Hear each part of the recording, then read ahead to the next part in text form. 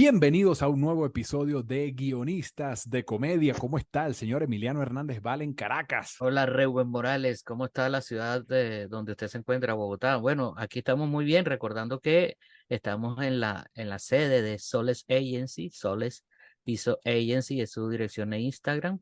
Ellos son producción audiovisual y algo más que no sabemos muy bien qué es, pero es lo más importante. Instalan cámaras de seguridad también para su casa, porque ese es video también. Sí, no, no, exacto. Es que ese algo más puede ser cualquier cosa. Venden mock personalizados, en fin.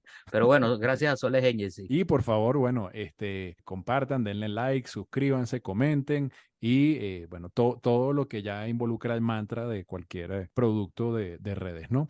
Bueno, hoy tenemos un caso muy particular. Primero porque digamos que vamos a estar hablando como jirafas con hipopótamos, ¿no? Por así decirlo, ¿no? Porque el invitado de hoy es un caricaturista y pues naturalmente Emiliano y mi persona nos dedicamos a escribir guiones que muchas veces no tienen que ver con la ilustración como tal. Uno se imagina imágenes, se imagina a un actor o a una actriz haciendo pues una representación o se imagina un escenario o lo que sea o una edición de un video, pero pocas veces nos imaginamos ilustraciones, ¿no? Y entonces el caso de hoy es un caricaturista venezolano muy bueno, muy afamado, que pues se está viendo y agradecemos su sinceridad, ¿no? Nos dijo fuera del aire que se está viendo como que cuando él emite una caricatura, los medios que la publican le dicen, oye, está muy directa. Bueno, naturalmente su objetivo o uno de sus objetivos de crítica es la política venezolana y sabemos pues todo lo que conlleva cuestionar al poder y sobre todo al poder en un contexto como el de Venezuela. Entonces, digamos que la misión de hoy, entre la rareza de estos dos mundos que se encuentran, es ver cómo podemos ayudar a que, sin ser tan directo, siga siendo efectiva la caricatura del señor Fernando Pinilla. Bienvenido. Muchas gracias, Reuben, muchas gracias, Emiliano. Emiliano Zapata, por ahí me suena así, Emiliano Zapata. Pero de verdad muy contento de estar con ustedes. Sabes cuánto te admiro, Reuben, cuánto aprecio además tu amistad. Creo que No, eres uno de igual, los grandes humoristas de Venezuela y para mí es un gracias. súper orgullo decir que soy amigo tuyo. De verdad que siempre te presumo. No, no, no, yo soy amigo de Reuben Morales, íntimo amigo de Reuben Morales. No, Nunca, igual. nunca digo de atrás, no, nunca digo de atrás, siempre digo que somos íntimos.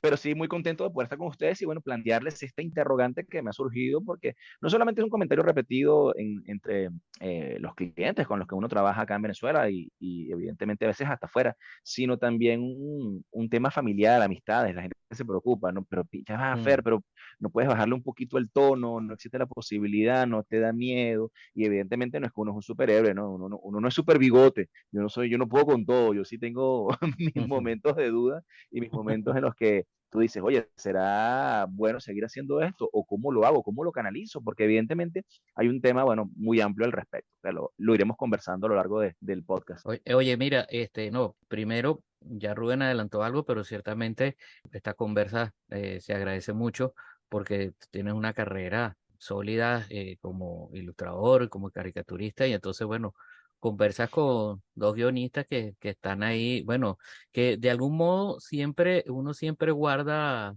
Yo voy a usar esta palabra pero en este caso hablo por mí. Uno le tiene mucha envidia a los caricaturistas porque logran resumir lo que uno puede decir en dos páginas en dos líneas o a veces en ninguna, solamente en un dibujo. Sí. Entonces uno siempre esa síntesis, esa brevedad y esa capacidad de resumir en un dibujo una idea es insuperable. Entonces uno lo mira con mucha envidia, ¿no? Ese oficio. Pero lo que sí, ya entrando en materia que tú comentas, a mí siempre en estos casos, y hablando del género humor, del género comedia, más allá de cualquier subgénero que puede ser la caricatura, o el stand-up, o el sketch, o el artículo de humor. Yo creo que siempre la manera más indirecta es más eficaz. Es decir, cuando tú utilizas esa herramienta, que son herramientas, valga la redundancia, como la Claro. ironía, no son fines en sí mismos. La ironía, la irreverencia podría ser, siempre funciona mejor. Por ejemplo, vamos a hablar de Donald Trump. que un presidente, un expresidente que está en horas bajas y es muy chalequeable, ha sido muy chalequeable por todos los comediantes, ¿no? Porque, bueno, es una figura súper polémica y súper, al mismo tiempo, muy mediática. Entonces, si tú quieres decir es un tipo insoportable, es un patán, pues eso es exactamente lo que dice la gente, ¿no? Y a lo mejor si tú dices exactamente eso, pues estás haciendo el trabajo a medias, porque tu trabajo es decir eso Claro. sin decirlo. Entonces, si tú dices, ¿qué tipo tan simpático es Trump? ¿Qué tipo tan agradable? Se ve que es una persona muy cordial. Ahí estás haciendo un tipo de trabajo que la gente de alguna manera se va a conectar, porque y al mismo tiempo si alguien te reclama, tú dices, pero si yo estoy diciendo que es cordial, yo estoy diciendo que es simpático, yo no estoy diciendo lo contrario. Entonces, te puedes cubrir las espaldas un poco ahí. Eso como para comenzar, ¿no? El hecho de que yo creo que a veces, y más en algunos países donde la censura puede ser intimidante, pero al mismo tiempo un reto divertido, decir las cosas de un modo más indirecto puede doler más y no te pueden acusar tan rápido. No, total, total, coincido. Lo que pasa es que evidentemente en el caso de la caricatura tiene muchas maneras de hacerse y a veces la caricatura, bueno, como les pasa a ustedes también, aunque bueno, yo también a veces redacto mis cosas, yo tengo varios libros escritos, quizás no de humor, pero es una forma también de canalizar emociones, de canalizar Ujú. pensamientos y todo esto. Además también lo hago ahora también con la radio, tengo un monólogo, es un show de stand-up donde cuento varias anécdotas cortas, propias y algunas prestadas, pero que bueno, finalmente uno se las adueña y las comparte con la gente. Pero es eso que al final uno expresa lo que siente y a veces esa emocionalidad no siempre se puede contener, porque evidentemente hay días en los que tú estás muy analítico y me sucede mucho que de repente logro conceptualizar porque la imagen te vino de una, ¿sabes? Alguien dijo una frase, leíste un titular sin necesidad de ampliar mucho la noticia y enseguida te vino la idea. Por ejemplo, les voy a poner un ejemplo. En estos días alguien dijo, no, porque es que Correa aprieta mucho a Ecuador. Entonces era una forma de una u otra forma expresar lo que, o conceptualizar lo que esta persona me había comentado en una red, en Instagram sobre una caricatura de lo sucedido en los últimos días, en las últimas semanas en Ecuador, con la muerte del precandidato y todas estas cosas que fueron bien delicadas. Y entonces tú dices, bueno, en ese momento la imaginación, todo ese engranaje completo, conceptualizó, trabajó y disimuló sin necesidad de decir, Correa es un HP, o Correa es un criminal, o Correa es esto en Ecuador, el propio concepto te lo dice. Pero hay días en los que tú te levantas y lees una noticia y sientes que simplemente tienes es rabia, ¿sabes? Estás molesto, Ujú. tienes ese cuerpo lleno de sensaciones y quieres simplemente canalizar y decir Maduro o Correa, ¿sabes? Y tú dices, ah, Ujú. pero ¿cómo? Y en este momento lo que haces es expresarlo Ujú. simplemente con pasión, con esa, te sale de adentro de las entrañas y realmente a veces ahí es cuando es peligroso, porque evidentemente, como tú dices, de repente estás haciendo un humor fácil, porque estás haciendo además lo que la gente quiere leer y escuchar, no van a Ujú. analizar nada, simplemente van a ver y van a decir, esto es lo que yo quiero que dijeran, pero indudablemente muchas veces puede ser riesgoso. Sí, tú sabes que siempre es bueno ver cosas que tiene un oficio, en este caso el oficio de escribir guiones de comedia, y qué cosas se pueden rescatar de ahí para el oficio de la caricatura y viceversa, ¿no? Fíjate que una cosa que uno tiene en el oficio de los guiones es que hay mucho el trabajo de tormenta de ideas, ¿no? Tormentas creativas, es decir, alguien llega con una propuesta. Voy a poner este ejemplo del cual me enorgullezco, ¿no? Cuando yo escribí en Radio Rochela, fueron 2 años que aprendí muchísimo y que compartí con Emiliano, además con Nacho, Gilberto González y Sergio Espluga. Y recuerdo que yo llevé una idea que se terminó convirtiendo en el sketch que por un tiempo fue el cerrador del programa, que fue La Cajera, ¿no? Y resulta que la idea inicialmente era, o como yo la llevé, era un sketch donde el protagonista fuese el chamo que embolsa, que empaqueta el mercado, ¿no? Y entonces, luego de darle vueltas y vueltas, obviamente quizá uno tiene un poco de resistencia, porque bueno, uno quiere su idea, etcétera, ¿no? Y entonces terminó siendo, bueno, ¿y por qué no hacemos una cajera y llegan invitados famosos, ¿no? Que están haciendo el mercado, bueno, y ahí se da pues toda la pugna en la cual se desarrollaba el sketch, ¿no? Entonces, una cosa que uno valora mucho del proceso de escribir guiones es eso de traigo una propuesta y con un grupo de personas que además que saben, o sea, de que saben de humor, además de eso, pues son cerebros que están fuera del mío, ¿no?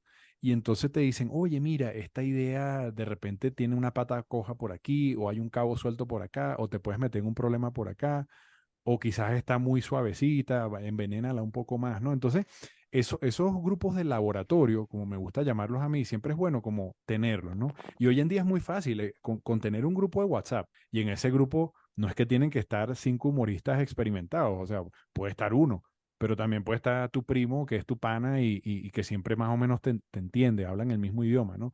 Y está, no sé, otro amigo del colegio o lo que fuese, ¿no?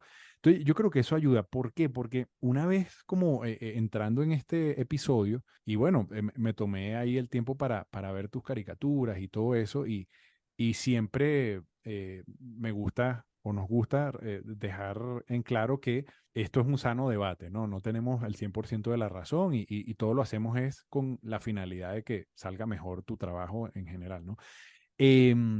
No, que el Claro. humor es gracia, verdad, bondad y poesía, decía Benjamín Jarnés, ¿no? Muchas veces citado por Laureano Márquez. Y quizás de esas 4 patas, quizás la que está un poquito, quizás debilitada, veo yo que podría ser la poesía o una mezcla de poesía y bondad, ¿no? Entonces, no perder de vista que el humor es una agresión, o sea, existe el factor agresión, pero en juego. O lo que decían en latín, animus jocandi, ¿no? En ánimo de juego. Es como dicen los niños ahora, guiño, guiño, ¿no? O sea, te estoy diciendo esto, pero te estoy jodiendo a la misma vez, ¿no? Entonces, eso, o sea, yo creo que siempre está el elemento de la rabia, que es el propulsor de todo, pero tratar siempre de meterlo en el contexto de juego, que en el fondo el humor es jugar con la realidad, ¿no? No, totalmente de acuerdo. No sé qué opina Emiliano al respecto. No, yo lo que pensaba también es que fíjate que en la hiperpolarización en la que estábamos sumergidos aquí en Venezuela, política, la hiperpolarización política, es realmente un reto el lucir indirectos, ¿no? Porque Sí. si no te mojas de una, inmediatamente un bando te pone en el otro y el otro bando te pone en el otro lado. Entonces tú tienes que estar permanentemente diciendo de qué bando eres, cosa que creo que es una trampa para los comediantes, para los humoristas, para el caricaturista, para los articulistas, porque en realidad la labor es tirarle a todo el mundo. Sabemos que hay momentos en que hay que ser críticos hacia un solo lado y ya, pero no perder de vista que, digamos, que caer en la trampa de la polarización puede hacer perder también la efectividad. Entonces, yo no estoy diciendo que haya que perdonar los errores de unos y criticarlos de otros, no, no, sino simplemente balancear un poquito eso. Y lo otro es, que te digo, y que yo creo que puede, digamos, funcionar para a la hora de crear la caricatura, es una cosa que me dijeron a mí una vez que tuve un impasse en un trabajo y entonces yo quería escribir una carta iracunda y descargándome y diciéndole todas las cosas a la persona con la que había tenido el impasse. Y me dijo un compañero de trabajo un consejo que lo agradezco mucho, porque él me dijo, escríbela, escríbela, escríbela y le mentas la madre. Entonces yo escribí mi carta mentando, prácticamente mentando madre. Y cuando la vio, ya sí, ok, bueno, ya la escribiste, ahora escribe otra, ¿verdad? Dirigiéndote a él y haciéndole reclamo, presentándole tu inquietud. Pero ya me había descargado, entonces a lo mejor puede ser que haga, que hagas la caricatura de la arrechera, donde mente madre, y después ya ahí descarga un poquito y dice, coño, le voy a bajarle un poquito aquí el volumen, le corto este filón aquí para que no esté tan puyúa y la dejo un poquito más, menos. Es que yo no creo que las cosas, es más, creo todo lo contrario, y perdóname que lo repita. Yo creo que cuando uno es más, cuando más indirecto es uno en estas labores de la creación, más en el blanco da. Sí, fíjate, escuchándolo a los dos, bueno, hay muchas cosas por ahí para comentar. Primeramente, me gustó la idea de Reuben del tema de consultar antes de, o sea, hacer primero, como siempre, normalmente las caricaturas, como todo en el humor y todo lo que uno escribe, normalmente primero agarra forma dentro de la cabeza de uno y dentro del cerebro y se Sí. procesa Ujú. y se va estructurando ahí, y después lo vas plasmando y lo vas representando. No estaría de más que cuando uno está dudoso, hacer una consulta con ese grupito que te haga un feedback y te diga, mira, ya va, hey, bájale dos, no te dejes llevar por las emociones.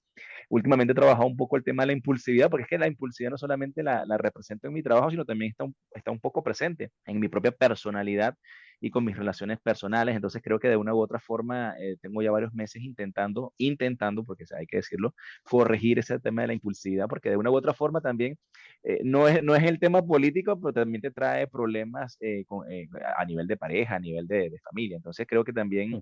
al final también es un poco un rasgo característico de la personalidad y hay que buscar también darle un alto y una forma buena es eso, como decía Reven, ¿no? Por otra parte, coincido con Emiliano en eso. Lo único que, fíjate, por ejemplo, yo sí, en ese sentido, yo sí he tratado de que mi trabajo tenga una personalidad que todo el mundo la reconoce, y es que yo no me caso con ningún lado político. Creo que en algún momento, cuando estaba un poquito más joven e inexperto, lo llegué a hacer. Es decir, evidentemente era el tiempo en el que ser opositor era bueno y ser Ujú. oficialista era malo.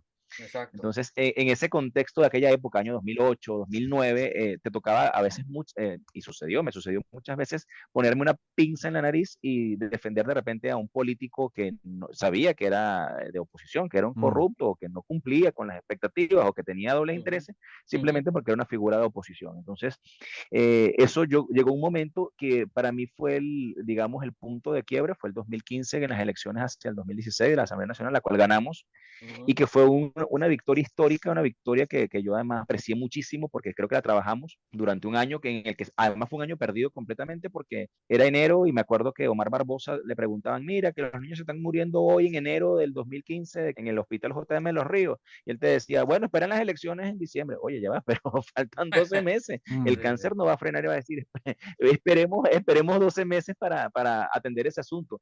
Mira que hay problemas de desnutrición en las escuelas, esperemos el 15 de diciembre para las elecciones. Y mm, yo no estaba de acuerdo con eso. Ese año traté de ser un poco sutil, pero lancé algunas caricaturas criticando además esa postura pasiva en la que te desentiendes de los problemas, igual como siempre digo, ves a las personas y las historias de los venezolanos como simples números estadísticos en una torta estadística de estas que uno ve normalmente. No, no, no, son personas, son historias, son gente que sufre. Entonces, digamos que yo tuve paciencia y trataba de morderme la lengua y amarrarme las manos para no decirle a todo el mundo, tanto en la oposición como en el oficialismo, señores, la gente se está muriendo, hay hambre, hay crisis, necesitamos soluciones, mm, necesitamos solventar ya. Pero bueno, evidentemente seguía denunciando lo que hacía el gobierno como tal, porque bueno, siempre existió la filosofía y es una realidad, y siempre yo lo mantuve como filosofía. Yo no puedo atacar al que no tiene la posibilidad de hacer nada y cambiar nada porque Ujú, no tiene una gestión, porque no está montado en el poder, era por lo menos lo que opinaba en ese momento. mm. Evidentemente, cuando ganamos la asamblea, que barrimos, que además hasta el oficialismo votó por la oposición y fue una suerte de voto castigo y llegamos a obtener un hecho histórico, poco a poco se fue diluyendo ese hecho en el 2016 y sencillamente pronto nos dimos cuenta de las dobles agendas. No, no nos dimos cuenta, es decir, aceptamos ya que era la realidad, que habían dobles agendas, que habían intereses políticos, económicos, que evitaban que evidentemente la gente, que los políticos, valga la redundancia, tomaran cartas en el asunto para intentar solventar los problemas, lo que de una u otra forma me llevó a mí a decir, señores, basta. Hasta aquí Mm. llego yo. Yo no voy a seguirle cubriendo la espalda a la gente que de una u otra forma son colaboracionistas. No les gusta esa palabra no le gusta a mucha gente, pero es la realidad. Cuando tú tienes la capacidad o la posibilidad de hacer algo bueno y no lo haces, eres parte del problema. Mm, Cuando tú tienes la capacidad de solventarle de una u otra forma, con una estrategia política, con una estrategia mediática o como sea, denunciar y trabajar por cambiar esa realidad, te conviertes en parte del problema. Eres copartícipe y eres, como sucedió, por ejemplo, en la Unión Soviética y como sucedió, por ejemplo, cuando estaba el Holodomor, que los países se cerraban los ojos y la Unión Soviética estaba masacrando a los ucranianos, pero un ministro francés decía, no, bueno, pero es que yo fui para allá y vi todo bonito, él sabía que todo estaba mal, pero bueno, él simplemente por un tema económico hacía parte del problema. Entonces, yo sí resolví que mi línea editorial iba a ser desde entonces, nunca más desde el 2016, defender a un político de oposición. Así yo tuviera el corazón, me gustara, me pareciera que podía, no, no, no. Mi trabajo va a ser denunciar lo que hacen de ambos lados ujú. y decirlo, le gusta el que le guste y el que no le guste que me diga, que me lo diga y bueno, yo veré qué hago. Normalmente lo que hago es reírme porque totalmente lo ignoro y sigo haciendo el trabajo porque al final mi trabajo creo que se debe para las personas de a pie, las personas que sufrimos, sí. además el día a día, los venezolanos que han Ujú, tenido que emigrar, para las personas que están en los hospitales, no es para el político y no, al final ni siquiera, porque tú me dices, es que te están pagando por hacer el trabajo los políticos, no. Si me estuvieran pagando de repente, bueno, hago ahí maquillo mi conciencia, pero como no es así, sencillamente hago mi trabajo. Entonces, bueno, creo que en ese contexto en el que yo me muevo, Y bueno, o sea, ahí sí no existe medias tintas, como te digo, ni dobles agendas en mi sentido, sino que trabajo de esa manera. Lo que me ha llevado a ser muchas veces frontal con todos, por ejemplo, en el caso de Guaidó, yo nunca apoyé a Guaidó, disculpen que me extienda tanto, pero yo nunca apoyé a Guaidó y cuando dije, pero evidentemente como personaje de oposición, y bueno, dije, bueno, la gente me empezó a escribir por las redes sociales que si yo no lo iba a apoyar públicamente, y lo único que hice fue escribí un tweet en el que decía apoyo cualquier estrategia que ejecute el señor Juan Guaidó que sirva para terminar con esta situación y cambiar el modelo político, económico y social en Venezuela. Ese es mi apoyo que te doy. Pero apenas vi que la tercera convocatoria era dar vueltas en la Plaza Alfredo Sadel, dije, no, papito, yo no voy a hacer bailoterapia en Alfredo Sadel, esto es más de lo mismo. Y ya comencé a darle como tiene que dársele a los políticos, sea del bando que sea, hasta con el todo. Entonces, bueno, eso evidentemente en un momento cuando estaba todo el mundo enamorado del Mesías, me granjeó algunas discusiones con amigos y al final el tiempo me dio la razón y bueno, aquí estamos varios años después y seguimos en el mismo calvario. Bueno, digamos, retomando la inquietud inicial, que es, bueno, cómo quizás ser caricaturista en Venezuela y pues no morir en el intento, como me habías dicho tú en el mensajito de WhatsApp. Esa es una, ¿ok? No perder de vista que el humor es libertad. Entonces, el que se equivoque o el que se salga de los límites, porque el humor es una especie de contraloría social, pues entonces ahí está el humorista para recordarle que está equivocado, ¿no? O para recordarle a un grupo de gente que se está equivocando, ¿no? Entonces, eso de alguna manera te va a blindar, porque en este caso, poniéndonos en los ojos de alguien del gobierno, dirá, bueno, este muchacho o este pana, cuando los otros se equivocan, él también lo saca ahí a colación en sus caricaturas, ¿no? Y una cosa que quiero traer aquí del mundo de escribir guiones en equipo, ¿no? Es que a veces es diferenciar la crítica del todo, tomando la obra como un todo, ¿no? Pongamos que yo traigo un carro, ¿no? Pongamos un Chevette o un Corsa, ¿no? Un Corsa que tiene un spoiler, tiene una calcomanía de Ferrari, está pintado de rojo, tiene unos rines y tiene un resonador en el tubo de escape, ¿no? Entonces yo traigo el carro y ustedes dicen, oye, sería bueno el carro, pero que no se vea como un carro de carrera. Al principio uno quizás toma como que te duele, ¿no? Pero entonces es luego puntualizar qué son las cositas que uno debe cambiar. Entonces, bueno, le quito el spoiler, le quito los rines, le quito el color rojo, tomando en cuenta que todo eso sea económico, ¿no? Y le quito la calcomanía Ferrari. Y entonces ya para efectos de la crítica que me hicieron o de lo que me aconsejaron, ya, digamos, se resolvió el problema, ¿no? Entonces, tomando en Claro, cuenta esto, una cosa que le ha servido a caricaturistas en la historia, pues es agarrar y a través de un símbolo condensar ese objeto de la crítica sin decir que es esa persona o esa figura del poder, ¿no?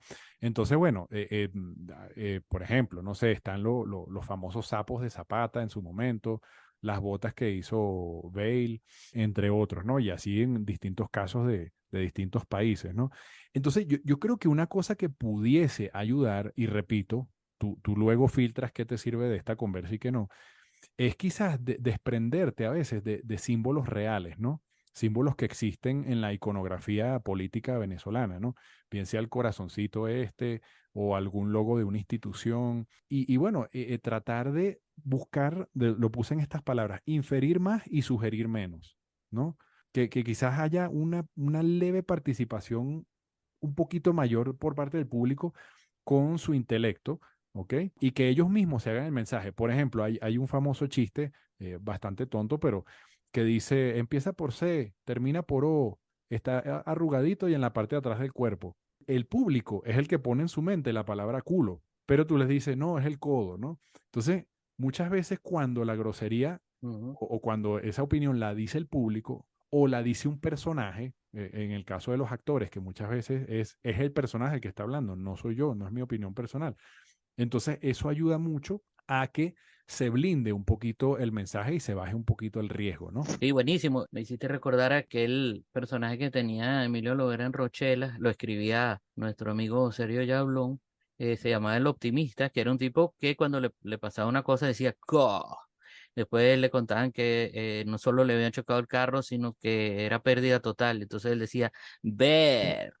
Pero él decía como la grosería hasta la mitad, ¿no? Y yo me acuerdo que una vez un tipo ahí en la entrada del canal, ahí en Radio Caracas, le dijo estaba como que pasando, él vio a otro actor de Rochelle y le dijo, oye, ese personaje que hace Emilio Lovera es bueno, el que dice coño, verga, mierda. Y entonces yo decía, coño, para él, para ese espectador, él decía esas groserías, pero no las decía. Entonces, esa pequeña sutileza, esa pequeña gran diferencia que es decirlo sin decirlo, es lo que hace que el producto, bueno, eh, golpee, tenga la eficacia de lo que hablamos hace rato, sea asertivo y dé en el blanco con mayor propiedad. Que quede más en la mente, un poco lo que decía Rubén, del quien lo oye y no tanto en las palabras de quien lo dice.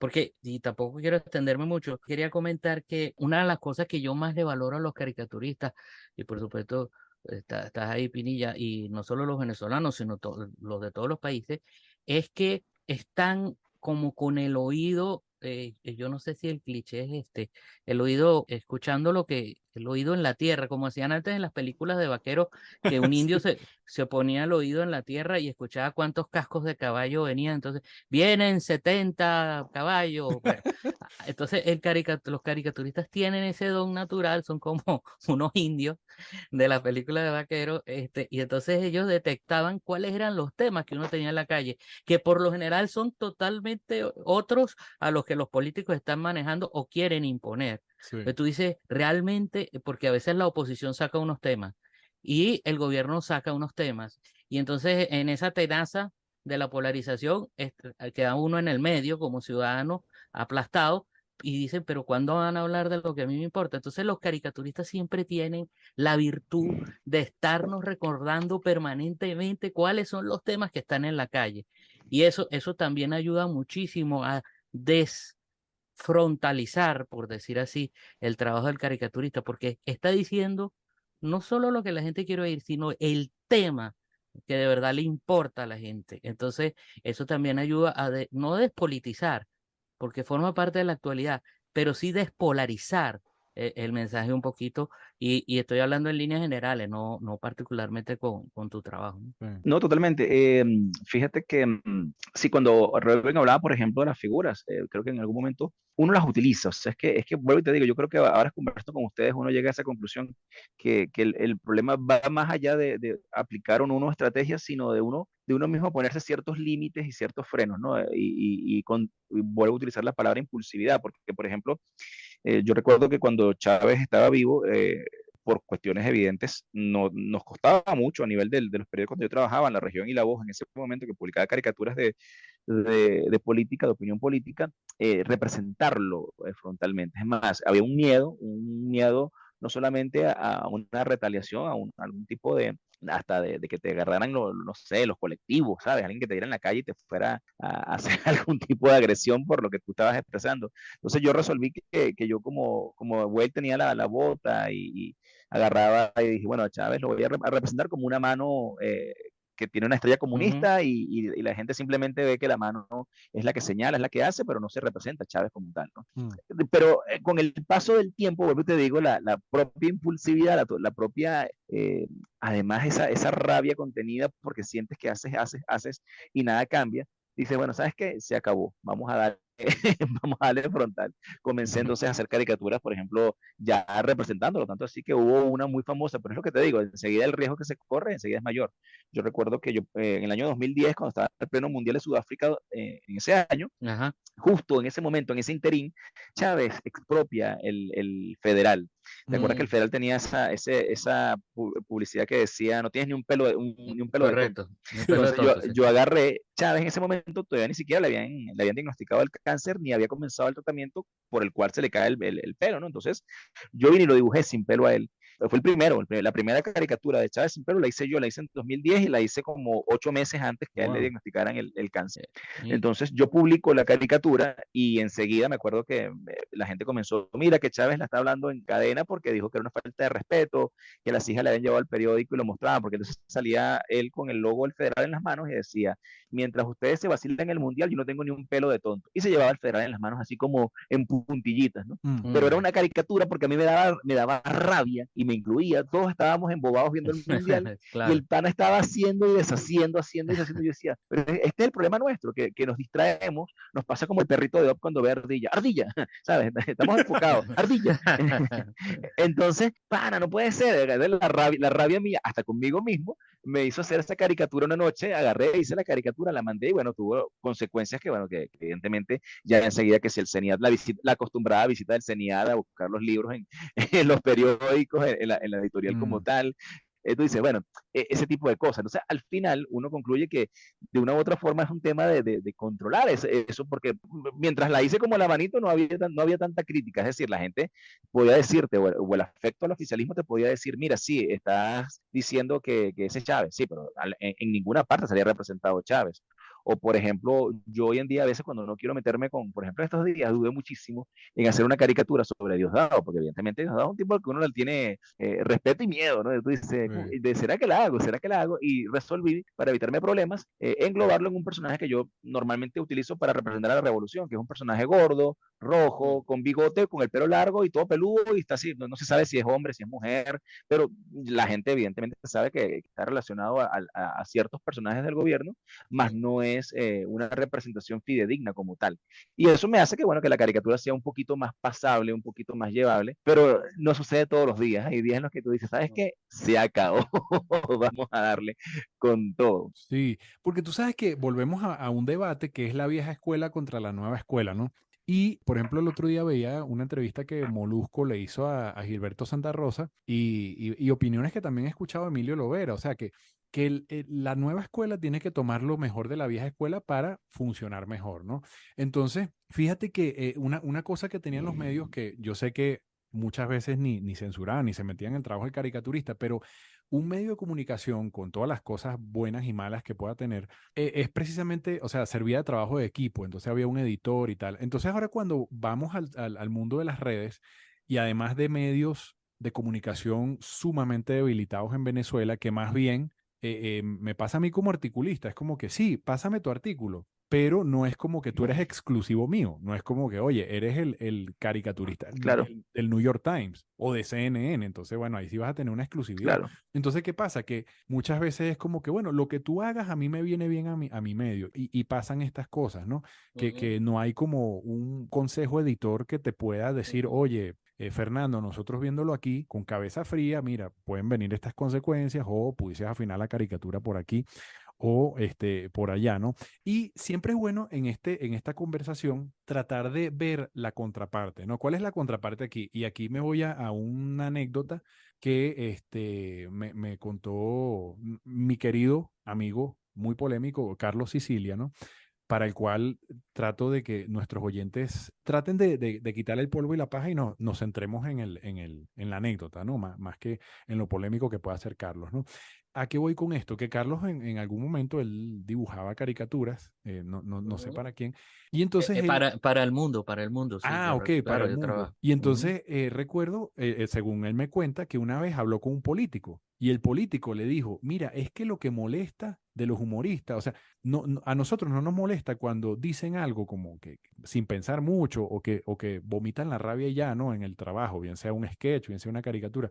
Lo que molesta es cuando lo hacen con ingenio, ¿no? Y entonces, o sea, estoy parafraseando lo que dijo ujú, Carlos, pero cuando ven un trabajo de creatividad Claro, y ujú. sesudo, ahí es cuando el Duele. político, sí, o el objetivo se molesta, ¿no? Hay una anécdota que creo que se le atribuyen a Joaquín Crespo, que pasaba, a parecer era un presidente venezolano, una honrosa excepción, que era bastante tolerante con la crítica en la prensa, y entonces iba como que recorriendo un lugar ahí por el centro de Caracas o algo así, y le señalaron a un periodista que le había hecho una crítica, su edecán, o la figura la persona que, y él le preguntó al edecán, mira, pero él la escribió en prosa o en verso. Y el tipo le dice, no, estaba en prosa. Ah, bueno, tranquilo, porque el versito es el que jode. Entonces, es porque el verso es más indirecto también y tiene mucho trabajo de ingenio.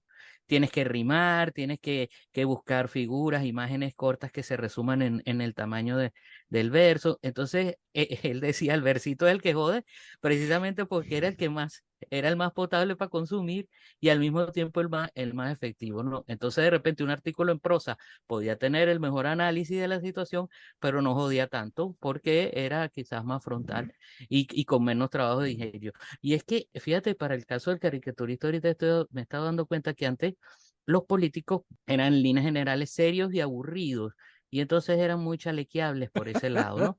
Pero ahora los políticos son, bueno, y esto se ha dicho en muchos lados y hay muchos análisis al respecto, los políticos son como unos influencers, como unos TikTokers o como celebridades, se manejan así, se quieren plegar a las tendencias.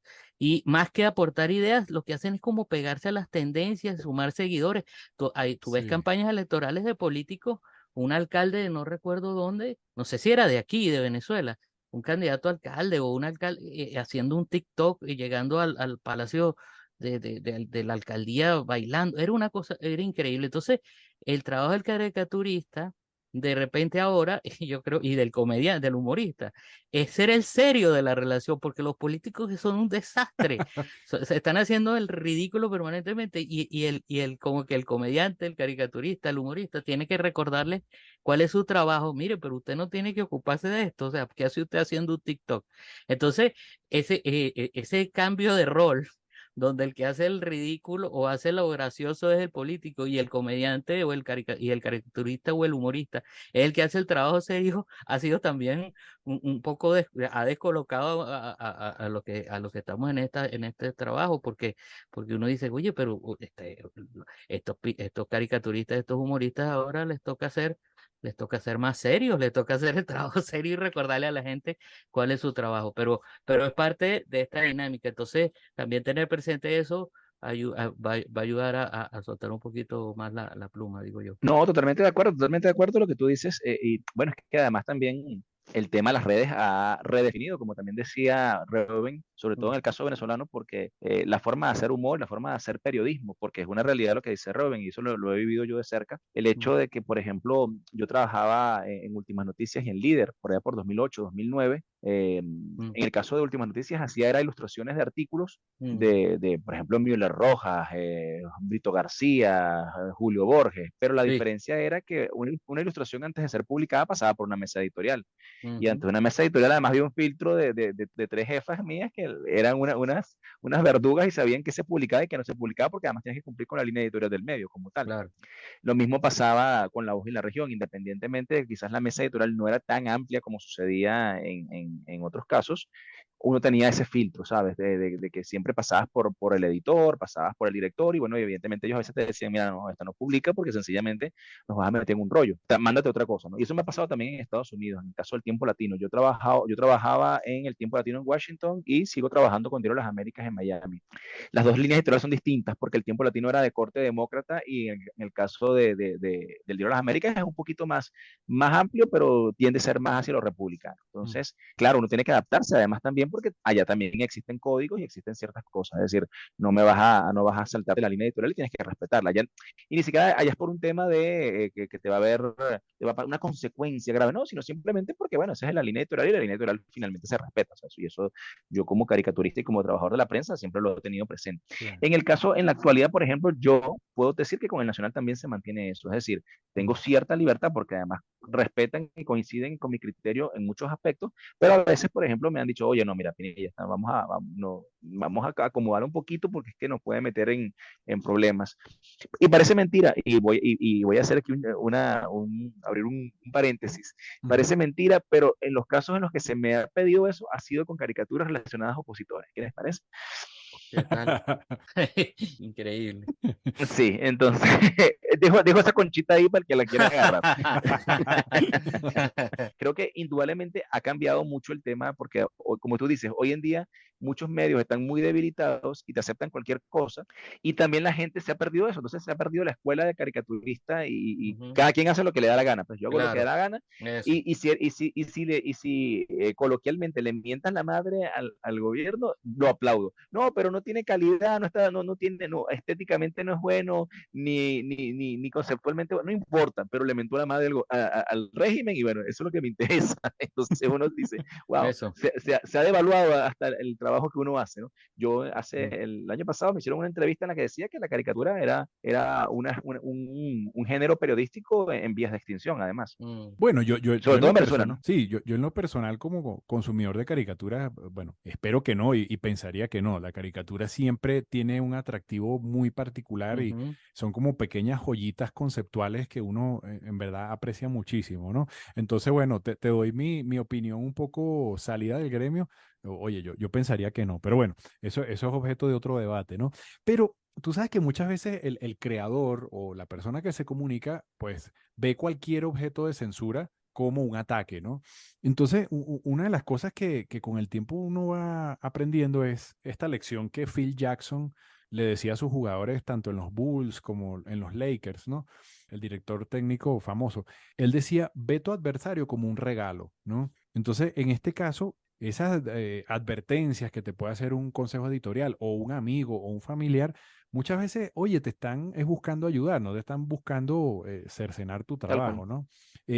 Una vez en una conferencia que tuve la oportunidad de ver en China, decían que, tomando en cuenta el contexto chino de censura, ¿no? Que irónicamente las mayores joyas del humorismo se dan en los ambientes más censurados, ¿no?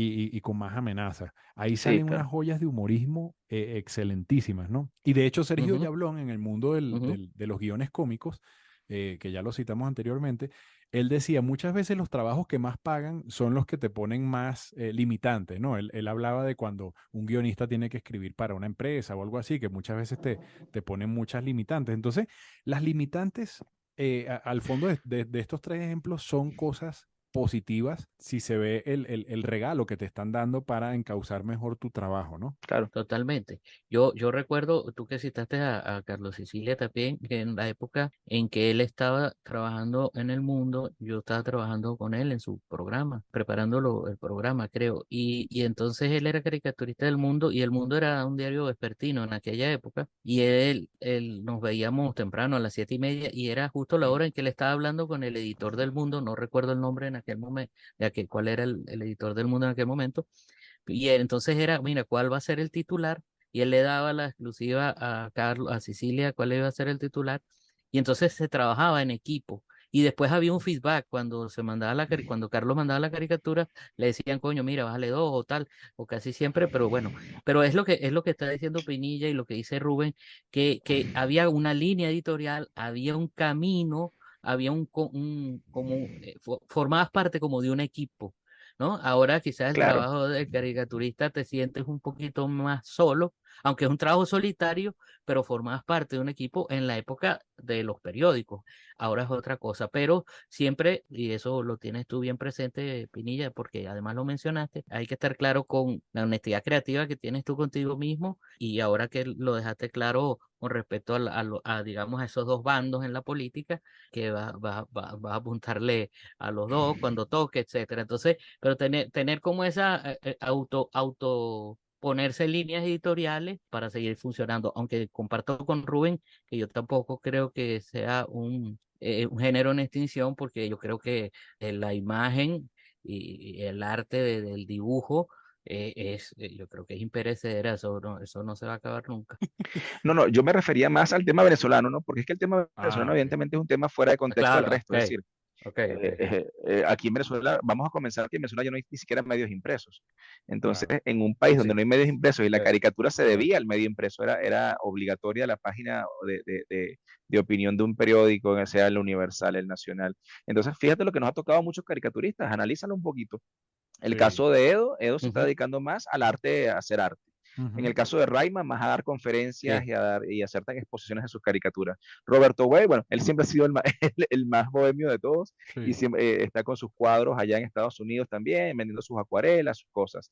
O sea, Ujú, por ahí de vez en cuando sacan una caricatura que publican en sus redes, pero no están haciendo el trabajo como se estaba haciendo y como históricamente se hizo, porque además Venezuela tiene una Mm, correcto. historia de humorismo gráfico y de Sí, caricatura muy amplia. Es decir, yo tengo una cantidad de libros acá sobre legendaria. humorismo gráfico en Venezuela y sí. son legendarios. Ujú, solamente los caricaturistas, sino además los semanarios, los periódicos Ujú. humorísticos. Estamos hablando desde la época del Cojo Ilustrado, Fantoche, hasta pasar por, no sé, el Sádico Ilustrado de El sádico Zapata, o ilustrado, correcto. el Gallo Pelón de Sancho, el El Camaleón de camaleón, Gratero-Lacho, es decir, correcto. y que Sí, sí. además el Camaleón fue el último gran semanario de humor y sobrevivió.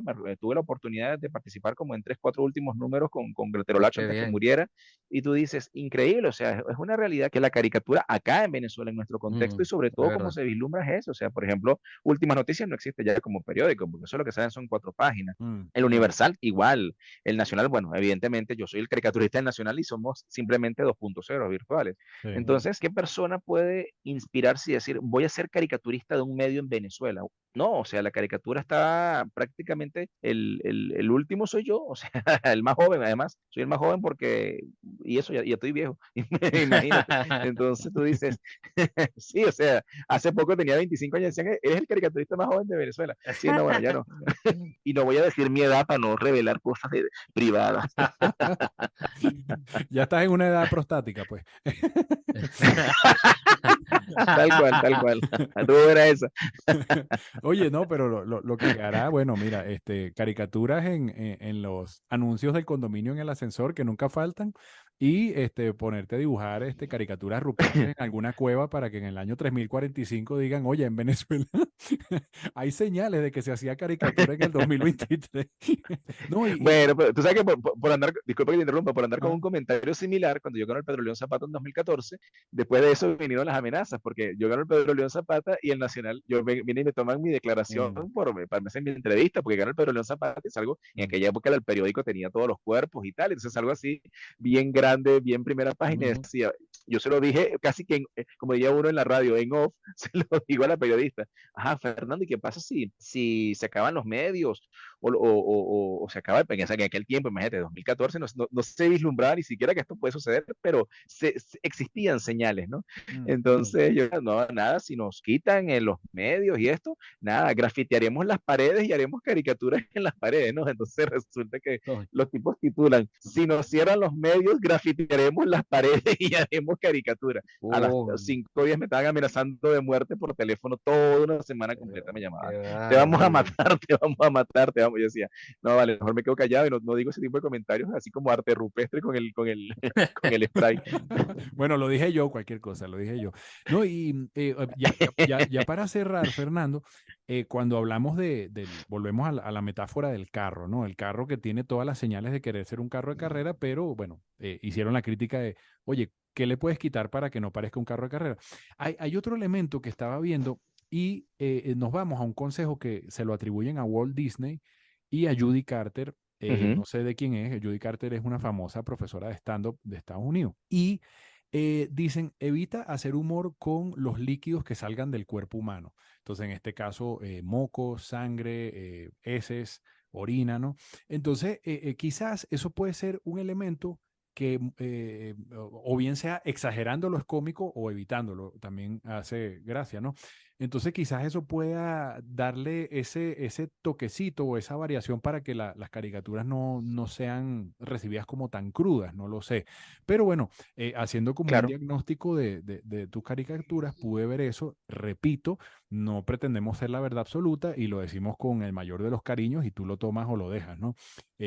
Pero bueno, eso quizás es un pequeño, un pequeño cereza para el pastel aquí ya cerrando, ¿no? Sí, correcto. Yo creo que sí, es una labor que se ha hecho muy compleja y al desaparecer su hábitat natural, que eran los periódicos impresos, pues ahora la caricatura tiene que buscar su camino, aplicando uno mismo el rigor, en este caso el caricaturista, pues el rigor, la línea editorial y siendo coherente y constante con el trabajo y el compromiso hacia el trabajo hay que seguir publicando. Yo recuerdo Sí. una caricatura de Zapata, ahorita que lo mencionamos, que bueno, por cierto, si eres el caricaturista del Nacional, bueno, recibiste el testigo de otra leyenda, ¿no? De ese oficio. Y aunque en el Nacional estuvo Kiko como caricaturista, recuerdo un tiempo, Wow. pero por supuesto los zapatazos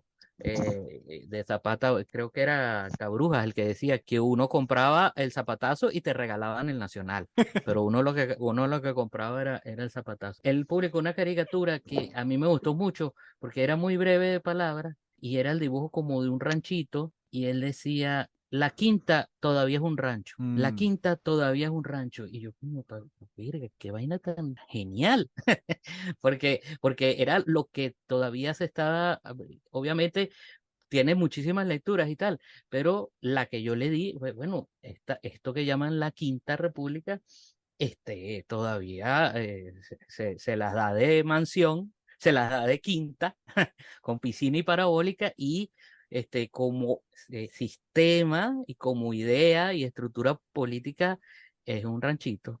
Entonces, ese ejemplo de caricatura, yo sí dije, bueno, este tipo realmente tiene muy bien ganado su lugar en el Olimpo del humor porque podía acertar de esa manera. Pero también la pasó, por supuesto, complicada en su momento con todo el impasse que tuvo con Chávez y bueno, y las amenazas. Entonces, ustedes los caricaturistas están todo el tiempo ahí siendo muy criticados precisamente por el enorme poder y la amenaza que representan, porque ciertamente, como tiene tanto ingenio el trabajo, ahí los políticos lo ven como una figura amenazadora. Entonces, bueno, siga trabajando, pero pilas ahí. Sí, ¿no? Indudablemente, creo que al final, indudablemente la caricatura siempre ha sido un trabajo de meterle mucha astucia, mucha inteligencia. Zapata lo dijo en algún momento, ¿no?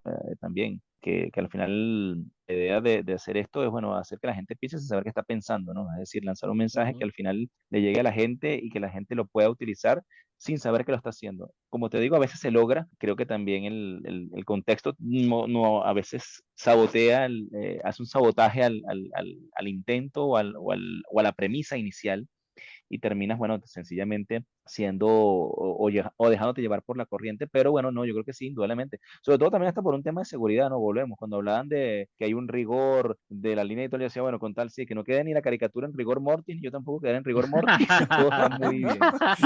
Bueno, porque concluimos diciendo una frase que creo que es de Aquiles Nazoa o de Leoncio Martínez, pero era que ellos se referían a que los humoristas en Estados Unidos son espectadores de la realidad y en Mm, Latinoamérica padecen la realidad. Entonces, oye, mm, también no es fácil, no es fácil ujú. y bueno, Claro. nuevamente te reiteramos el agradecimiento, el cariño y saber que ese cariño, pues que tú nos confesaste en el inicio y que nos has confesado fuera del aire, pues también va de nuestro lado hacia ti.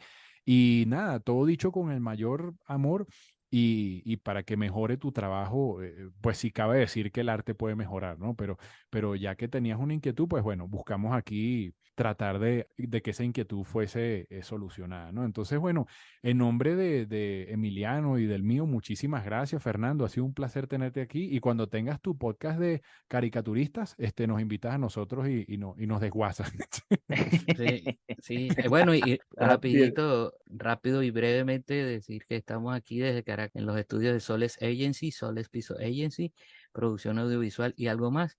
Y bueno, quería decir que yo conocía el trabajo de Pinilla y hoy me voy diciendo amigo de Fernando porque realmente muchas gracias por participar y comentar tus inquietudes aquí en el podcast y como bien dijo Rubén, los comentarios se hicieron desde el respeto, la admiración y el cariño. Gracias, Fernando. No, muchísimas gracias a ustedes por la invitación y además por los consejos, porque bueno, no creas todo, que fíjate que hemos hecho varios análisis aquí con respecto al tema de la caricatura, no solamente la ejecución, sino el contexto cómo se hace, y bueno, siempre se sacan ideas, obvio que también después hay que ponerlas en práctica, como cuando la gente da los consejos, bueno, vamos a ponerlos en práctica después, pero lo importante es que tenemos las ganas vuelvo y digo, de sobrevivir al ejercicio de esta profesión y hacerlo de la mejor forma, porque además esa es la idea, ¿no? Y evidentemente yo creo que entre más eh, inteligencia se le ponga, creo que el trabajo cumple aún más con el objetivo, que es evidentemente informar, denunciar y crear una matriz de opinión que sirva para la Ujú. gente y además que la gente la disfrute. No, muchísimas gracias para todos ustedes. Bueno, también puedo hacer cuñita en mis redes sociales, ¿no? Me imagino. Claro. Claro. Bueno, para que la gente me siga en todas mis redes sociales, tanto Twitter,